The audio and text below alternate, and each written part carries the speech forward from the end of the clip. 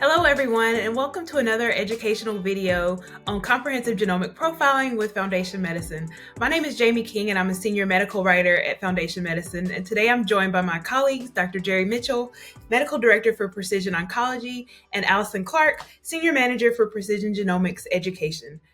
Today's video is for educational purposes only, and we will be talking about pancreatic cancer in the format of a mini molecular tumor board. And with that, Jerry, please feel free to start the discussion.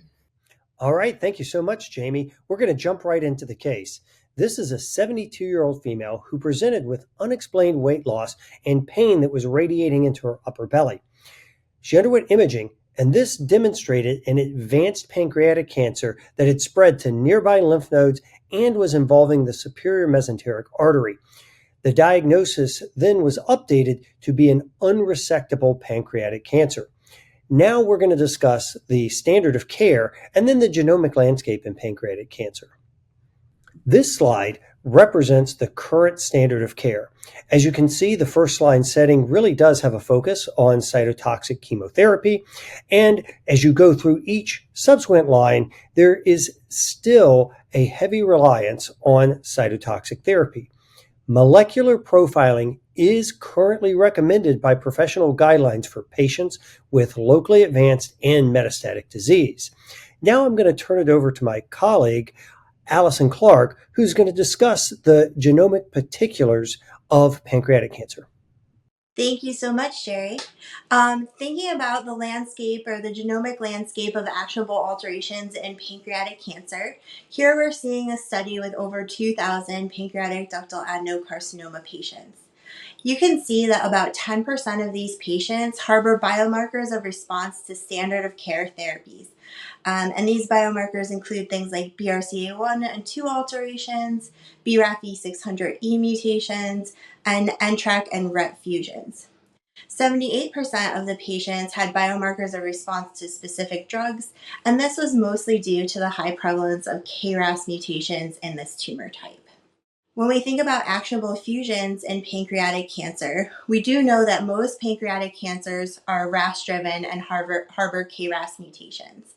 And pancreatic tumors that are KRAS wild type are more likely to harbor gene fusions, and RNA sequencing can aid in the identification of these gene fusions. And for this reason, testing for ALK, ROS1, and NRG1 is recommended by professional guidelines. All right, and now back to the case. The question is, how could comprehensive genomic profiling be used for this patient? So the provider in this case did order tissue CGP to look for actionable alterations and targeted therapy options.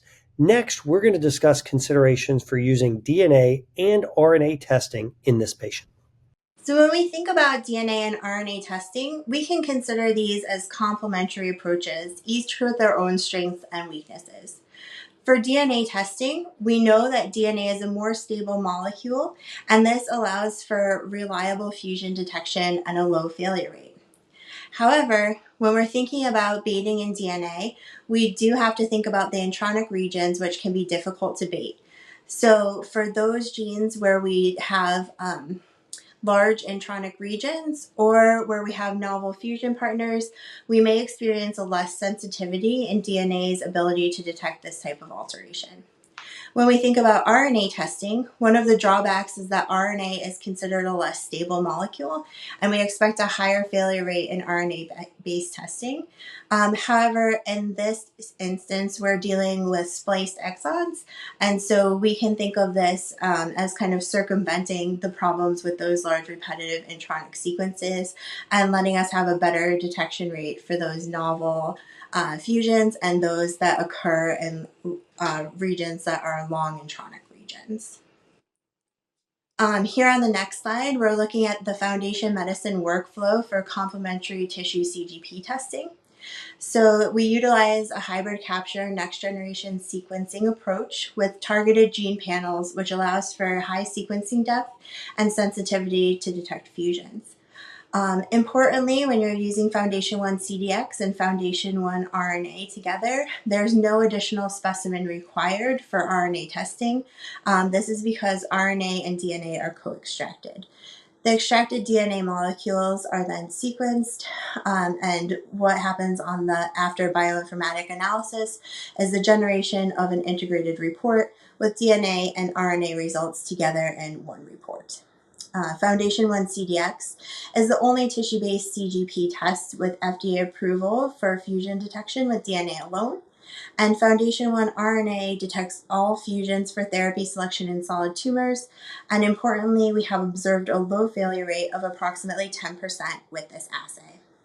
And here we have the Foundation Medicine CGP report for this patient, where they did have Foundation 1 CDX with Foundation 1 RNA.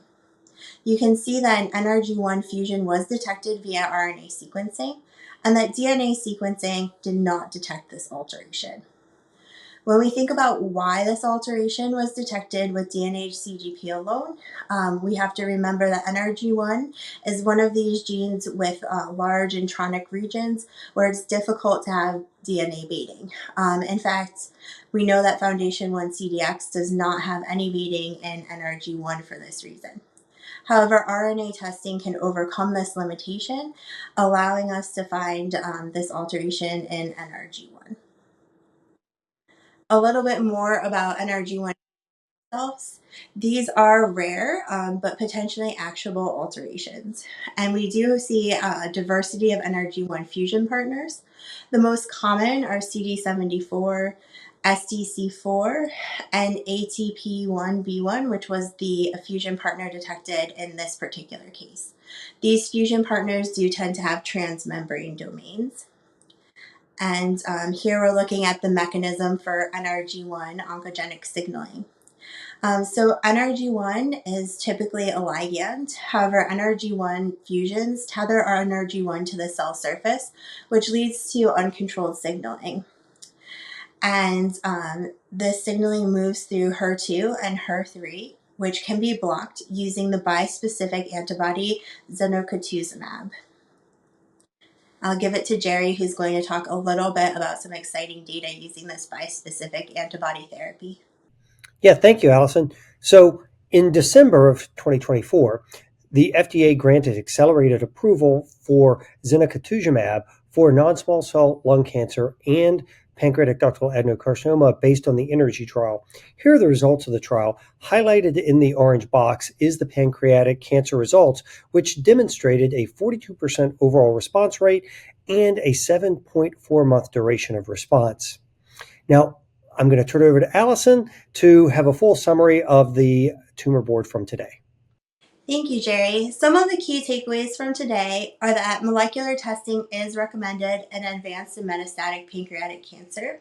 And we know that patients who are KRAS wild type do tend to have an enrichment for targetable alterations, such as the fusion that we saw in our patient today. A complementary CGP approach can be useful to maximize fusion detection. DNA CGP is robust for fusion detection where RNA testing may not be feasible. RNA testing complements DNA CGP for those hard to detect fusions, such as the NRG1 alteration that we observed in the patient today. And one sample allows for DNA and RNA testing, and we also do provide an integrated report with DNA and RNA results together. So to go back to the case and to wrap everything up, complementary comprehensive genomic profiling allowed for the detection of this rare and targetable fusion that would not have been detected with DNA alone. And based on this finding, the provider then could have a conversation with their patient and consider therapy with the newly approved agent zenocutuzumab. Thank you so much, Jerry and Allison, for this informative discussion. And thanks to our audience for watching. And we look forward to our next educational video on comprehensive genomic profiling.